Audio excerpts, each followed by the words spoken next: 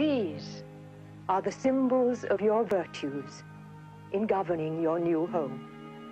The distaff and the spindle.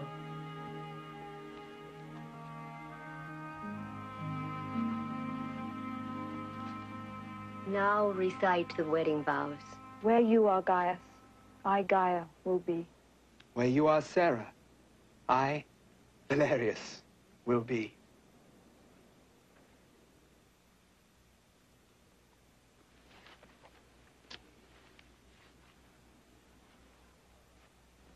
May happiness attend you for all the years to come. Happiness to Sarah. Happiness to you both. Now the witnesses. Sign here. This is the spelt cake that consecrates this day. Hail Valerius!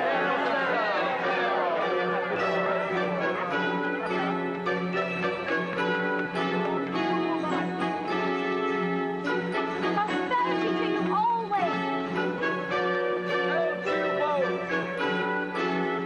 Joy in your home. Welcome, lady of our house. Receive the light and the water.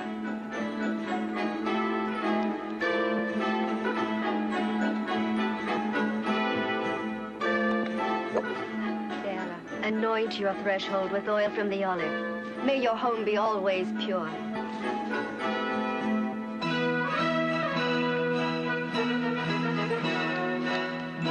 Now lift the bride.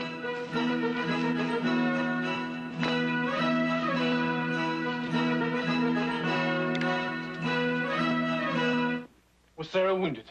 No, she just fainted. Caligula thought she was dead. Didn't anyone try to help her? A young Roman officer. His name is Valerius, a brave man. He's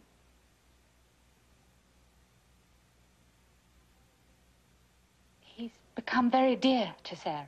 He bought her freedom. They were married a few days ago.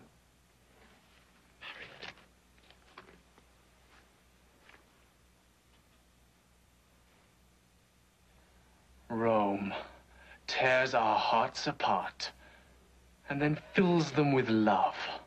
You will meet her soon. I will not see her until I'm at peace with my conscience.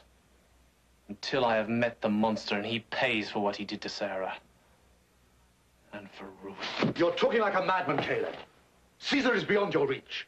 He's surrounded by swords, ready to cut you to pieces. You would stand no chance. Where is your faith, old friend? Your fish is mute, isn't it?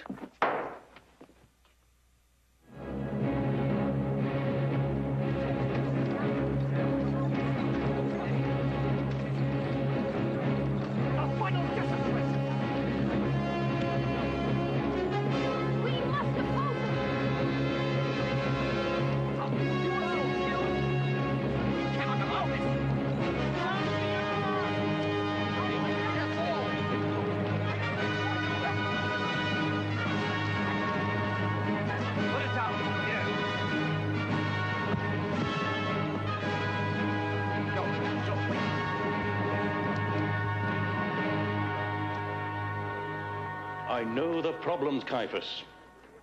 I recognize that my mission is difficult, almost impossible.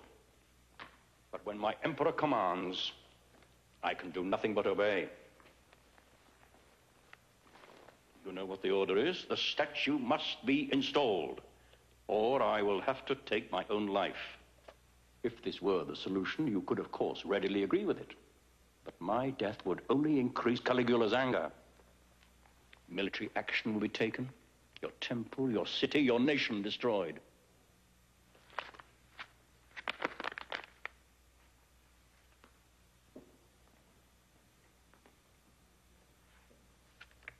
Publius, if the statue of the emperor is set up inside the Holy Temple of Jerusalem... Some Jewish people will cut their throats, I know. Many Jewish people will cut Roman throats first. Caiaphas, be reasonable. The Emperor Caligula believes himself to be a god. Indeed, soon he will want to be the one and only god. We must find a solution. A compromise. We could place the statue in one of the outer courtyards. They would not object, would they? You know the answer to that. To us, it would still be a desecration. It's laid down, Peter. Everything's laid down in the scriptures. The law of Moses is not changed by the new law. You mean that I have to turn a Roman centurion into a Jew? Circumcise him before I can turn him into a Christian? The only way to the New Testament is through the Old. You cannot be a Christian unless you abide by the rules laid down in our Torah. You can't turn a man into a Jew. You have to be born a Jew. But if you're born a Jew, then you can become a Christian. It's as simple as that. So we ignore the Gentiles. We were told, as I remember, that we had to get out all over the world and bring the message to whoever would listen. We were told nothing about being made unclean if we entered the houses of the Gentiles. We didn't need to be told. We knew it already. It's laid down in the covenant and the law. Peter, listen. Right. So I baptize a dozen soldiers who believe that Jesus is the Son of God, and I do wrong. And if a man eats a piece of beef and washes it down with a cup of goat's milk, that's wrong too? Is that it? Here we go. You seem to forget sometimes that we were given a burden to carry. He said to me, you are Peter, you are the rock. So he sends down a vision. I accept that vision, and you tell me that I'm wrong. I get the call to bring the good news to a number of Romans, and that's wrong too. You are slow to learn. Stephen was not slow. That's why they killed him. Stephen saw that a new way began where the old ended. I cannot accept it. I cannot! Will not. There's more like it. You still need to be cured of your stubbornness. And if the blood-stained Caligula himself saw the light and said that he wanted to turn Christian, what do we do? Do we say, no, your imperial blood-stained majesty, you are not a Jew, so you cannot be a Christian? It seems to me that you all have a great deal of rethinking to do. How about the temple? What about the temple?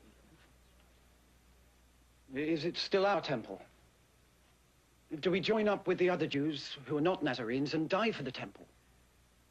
They too are martyrs, and we respect them. But we know that our heart is the Lord's temple. Oh, you don't understand me, Peter. We're still part of the history of the Jews, which means we have to defend the temple. Yes. Well, he would have stood up there with a whip. You know that. So we, who are whipped and stoned and jailed, we now have to fight for a statue? Is that what you mean? No. They threatened to desecrate our temple by shoving into it a statue of their emperor god. We have work to do. We cannot afford to be knifed or strung up on a cross. The Romans want us to fight back, but we must not yield to the temptations that they offer us. We have work to do.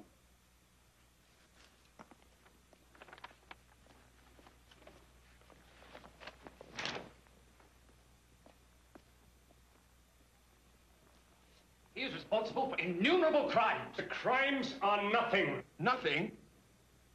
Rape, mutilation, confiscation of property. Have you seen the list of them? Cassius, you can't make a quantitative judgment. Accept the evil of the man, and you must accept his killing of the entire world. What cannot be accepted is the humiliation of the imperial army. He proposes another humiliation. What is that? Another mock attempt to conquer Britannia? A raid or two, a few prisoners. Himself to stay snug in his tent, while he imposes on the army the lie that he led it to Britannia, into battle, to victory in the southern tribal areas, a triumphant procession back to Rome. Caligula, the military hero. I say no!